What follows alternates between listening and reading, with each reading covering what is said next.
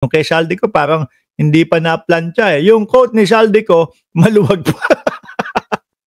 No, mano ba namang, may video akong ipapalabas, makikita ng bawat Pilipino, mapapanood ng mamamayang Pilipino. Pakigawan ako ng quote, magkano? $1,000. Ayos na yan. No, basta importante, sukat sa akin. Yung kanya, maluwag.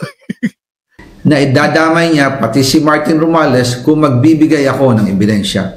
Patunayan niya ngayon ang pronouncement niya. Imbestigahan niya ang fraternity Brad. Brad naman, yung ebidensyang pinakita mo, maleta lang eh. No, gusto mo ako na magbukas ng maleta? O Saldico, eto, sige. Wag na, nakakasawa eh. Papakita ko na naman ba yung laman ng maleta? Wag na, okay na yun. Talay, Saldi. At ang kanyang kaibigan na si Speaker Martin Romualdez, kung talagang tutupad siya sa tungkulin niya. Imbestigahan din niya si President Bongbong Marcos. Sabi nga ni BBM nung SONA, let's do it right. At mahiya naman kayo, hindi po ba? Boss, iuwi mo na yan, no, ng Pilipinas. Mukhang sigurado ka sa sinasabi mo, iuwi mo ng Pilipinas, panumpaan mo, no, para makasuhan natin si Bongbong Marcos, tapos ilatag mo yung mga ebidensya mo. Meron siyang pinakita ng mga papelo eh. Ako, kaya ko mag-print ng napakadaming ganun eh. No, kung alam ko yung proseso, kaya ko mag-print. Walang pirma, walang notaryo, walang kahit ano. Yun na yun. Type ko to. Sabihin ko kay Bongbong Marcos to. Baka nga sa'yo pa yung Brad eh. Diba? Ang hirap mong paniwalaan, Brad. Nananawagan din po ako sa Senado na imbestigahan ang 100 billion insertion ni Presidente. Alam ko po na hindi Yan na namang insertion na yan. Parang ganito lang yan, logic na yan eh. No? Magpasok tayo ng 100 billion. Kasi magbibito ako ng kulang 200 bilyon.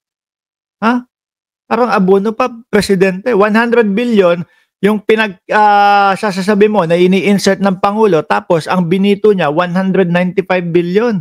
194 billion. Ang gulo, Saldi. No, ang gulo. No? Gagawin ni Ombudsman Remulla ang hamon ko. Pero magaling ang Senado sa investigasyon. At ako ay naniniwala na dahil sa kanila... Si Ping Lacson. Magaling talaga.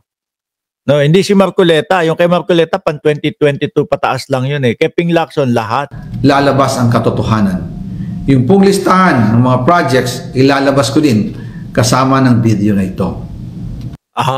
Nakita na yata namin yun eh. Di ba yung sinagot ka ni Ping Lacson? Di ba? Dahil dito, mas lalong darami ang ipa-file na kaso sa akin. Ginagamit ng administrasyon ang buong resources ng bansa para tumahimik ako. Para masira ang aking kredibilidad. Darami din para masira ang kredibilidad daw ni Saldico. Ng banta sa buhay ko at ng aking pamilya. March 2025 pa lang, si Speaker ay nagpaparinig na sa akin sa aming meeting that he will shoot me if I will talk. At pagkatapos niyang sabihin sa akin, March 2025, kalagitnaan pa lang huyata ng ng impeachment. In a phone call na, don't come home, we will take care of you. Tumawag ulit si Speaker Martin at sinabihan niya ako na pag umuwi ako will be dangerous. Kasi they might hire someone to do a rob out on me or hire the police to kill me while in jail. Parang Ninoy Aquino, mala Ninoy Aquino, mga bossing, Yari ka, Saldico, pagka ang mga DDS ang nagpapatay sa iyo. Tapos, syempre, mga bossing, pwede mangyari yun. Ang mga DDS, ang mga magpapapatay sa kanya, para isasakripisyo siya. Di ba? Isasakripisyo siya, tapos ibibintang kay Pangulong Bongbong Marcos. Akala nila ganun kauto-uto ang mamamayang Pilipino. Una pa lang ito sa magusto kong ibunyag. Marami pa akong dadalhin sa liwanag. Sige, kailangan ganun. Madami, tuloy-tuloy, consistent. Bakit? Kailangan namin yan. Kailangan namin na payaso. Isa na dito ay yung kay Henry Alcantara, ang DPWH boys. Ang sinasabi nilang halaga sa ICI ay 21 billion. Hindi po totoo yan. Ang totoong numero ay 56 billion pesos. At yung pong halaga na yan ay kay Pangulong Bongbong Marcos at Martin Romualdez na punta lahat. Ilalabas ko po ang buong detalye sa darating na mga araw. Ayan. Hindi, gusto kasi ni Saldi ko, kapag sinalba niya yung kanyang sarili, completely wala siyang kinalaman. At yun po ang pinapaniwalaan ng mga DDS ngayon. Wala pong kinalaman itong si Saldi ko. Oho. Kaunting pasensya pa po. Sana po ay hindi nila ako mapatay. Oh, sandali, ano na naman to? Hinto mo na naman, may part 4 na naman. Anak ng tinapa naman yan, bibitinin mo na naman, no? Part 1, part 2, part 3, yung mga ebidensya mo, puro bitin, ebidensya, maleta. Kaya ko din maglatag na maleta dito, kuysa mo, 40 pa di ba? Bago ko mailabas ang lahat, sa inyong lahat sa Pilipinas, lalong-lalo na sa aking pamilya, taos puso akong humihingi ng paumanhin. Ginawa ko lang ang utos sa akin. Utos na lang. Utos na lang daw ho, mga bossing. Inutos na lang daw po ni Pangulong Bongbong Marcos. Kung babalikan natin yung sinabi ni Gutesa, idiniliver kay Saldico at kay Martin Romualdez. Tapos kay Saldico naman idiniliver kay Martin Romualdez at kay Presidente naman daw ho. No? Pero ngayon, handa na akong harapin ang lahat. Uulitin ko po, yung pong pera. Ang pagharap dyan doon sa tamang lugar. Di ba mahilig ang mga DDS na sasabihin, haharapin po namin yan sa tamang panahon, sa tamang oras, sa tamang lugar. Di ba mahilig? Harapin mo yan sa tamang lugar, Saldico. Iuwi mo ng Pilipinas ang sarili mo. Hindi kami papayag na yung ganyan lang, magbibideo ka tapos acquitted ka na, papaniwalaan ka na namin agad. Hindi pwede yun. Wala pong napunta sa akin.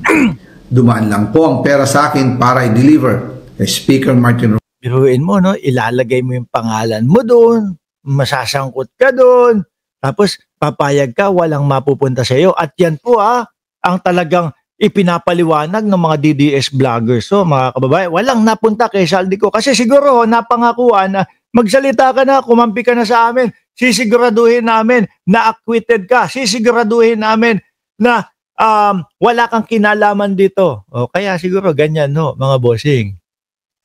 Di ba? Kaya ganyan, wala akong kinalaman dito. Wala akong perang natanggap dito. Nok ng tokwa, para kami bata. Romales at Pangulong Marcos, salamat sa inyong pag-unawa. Wala. Yan na yun. Kala ko pasabog. Ibig sabihin, yung pagkakasabi niya, 1, 2, 3, part 1, part 2, part 3, yun na yun. Kala ko pasabog yun. Itinaon nyo pa yan para do sa rally? Namang wenta mga DDS? Kala ko ba the end is near? Diba may pinapost nila, the end is near, the end is near. Baka naman yan para kila Chavit Singson, para kila Bongo, para doon sa mga Diskaya. Bakit to? Sila ngayon, ito yung mga kakaharap sa kaso Ano sabi ng Pangulo? Mga magpapasko sa kulungan. Itong mga ito. Baka yun po yung sinasabi nilang the end is near. Sabi ni Queen, 2 buwan mo nang hawak yung script mo, di mo pa kabisado. Sabi ni Ma'am Neng Gigi, hindi naman daw magagamit sa korte yung statement ni Saldico, sabi ni Attorney Bene. Mga kababayan, unless talagang pumunta. Yung ebidensya nga lang niya na ipinakita, wala na din ho yun Di ba? Sabi ni Panday TV, pakitanggal nga yung salamin mo, dali. Bakit? Papapatayin niyo ako? Papapatayin niyo ako? Yan na naman kayo, gaya ni Dado, yung sinasabi ni Dado na screenshot na namin, isa-isa yung mga pagmumukha ng mga vlogger. Papapatay din kami ni Dado. Butik na ako, sige, Okay na. Idol. Langya ka. Pogi mo pala. Idol. Anyway mga kababayan, wala. Ganap na alas 11:48 ng gabi, ngayong oras na ito, mga Boss Chief Amo Sir, Tank Jungle Hylos Core, shoutout sa iyo, no? Ganap na alas 11:48 ng gabi ho, mga Boss Chief Amo Sir. I-announce ko po sa inyong lahat, mga kababayan, na nananatili po na ang presidente ng Republika ng Pilipinas wala pong iba kung hindi si Pangulong Bongbong Marcos pa din po, mga bossing. Bukas, Lunes, may pasok sa trabaho. No? Ewan natin kung gaano kadami ang pupunta doon sa rally nila. Pasensya na ha.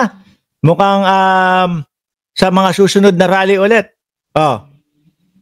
Napapansin namin lahat ng rally ninyo sinasabi nyo, eto na. Tapos kapag ka nag-rally na, wala pala. Wala pala kayo. Hina nyo.